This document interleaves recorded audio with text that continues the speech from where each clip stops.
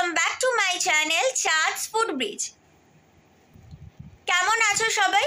আশা করি সবাই তোমরা খুব ভালো আছো আর সুস্থ আছো।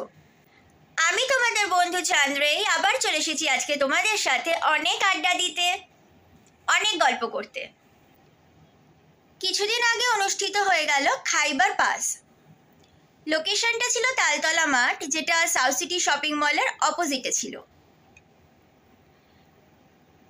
এখানে গিয়ে আমি কি খেয়েছিলাম, কীরকম সেগুলোর দাম ছিল আর কোন কোন স্টল থেকে খেয়েছিলাম, সেই ডিটেলসটাই তোমাদের সাথে আজকে আমি শেয়ার করব। ভিডিওটা ভালো লাগলে অবশ্যই লাইক করো, তোমাদের সকল বন্ধুদের সাথে শেয়ার করো, আর হ্যাঁ, আমার চ্যানেলটা সাবস্ক্রাইব করে নিতে কিন্তু একদম ভুলো না।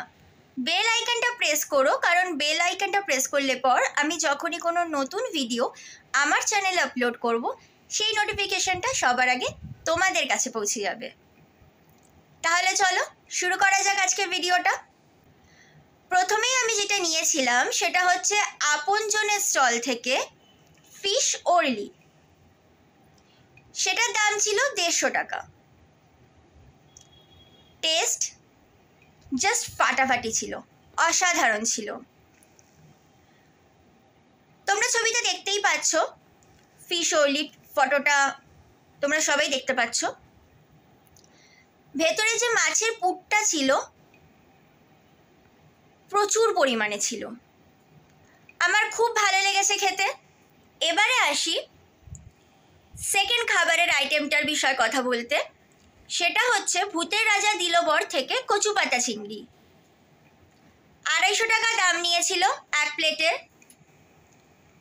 কচু পাতা চিংড়ি আমার এমনিতেই বরাবরই অল টাইম ফেভারিট যাকে বলে। যারা খেয়েছো তারা নিশ্চয়ই জানো। অ্যাজ ইউজুয়াল আমার প্রচণ্ড ভালো লেগেছে খেতে।